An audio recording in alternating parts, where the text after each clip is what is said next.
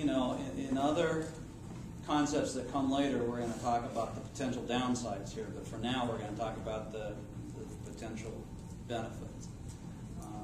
You know, there is a move afoot to join new media technologies with learning in productive ways that give students, young and old, access to information that they didn't have access to before, with involvement levels that they perhaps didn't experience before, and opportunities for creativity and innovation that they probably didn't have before. Those might very well be, you know, if you will, the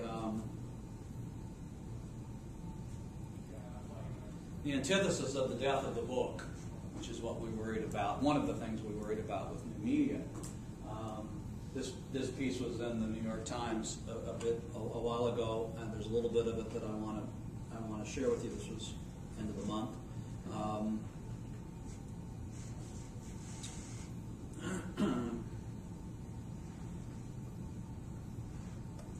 Now let me read the beginning, and then I'll get down to the tag part a little bit later. To illustrate what a growing number of literary scholars consider the most exciting area of new research, Lisa Sunshine, a professor of English at UK, refers to an episode from the TV series Friends. Then we describe this series. As Phoebe tells Rachel, they don't know that we know, they know that we know. This layered process of figuring out what someone else is thinking of mind reading is both a common literary device and an essential survival skill. Why human beings are equipped with this capacity and what particular brain functions enable them to do it are questions that have occupied primary cognitive psychologists. And of course that's what reading theorists are interested in, is how does the reader know what the author means, and what did the author try to invoke in the reader that would cause them to think about the story in the way the writer does. Now, English professors and graduate students are asking them too. They say they're convinced science not only offers unexpected insights into individual texts, but that it may help to answer fundamental questions about literature's very existence. Why do we read fiction?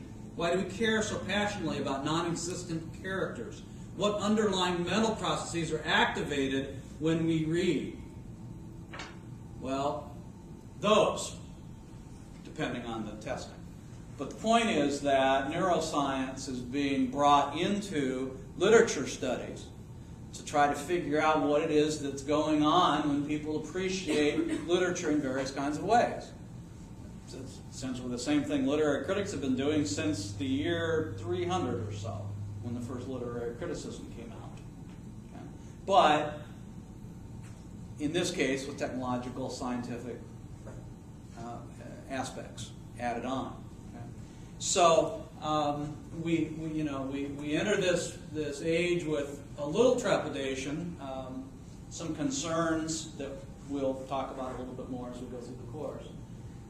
But we start with this notion that there's promise here, and that actually, we were wrong.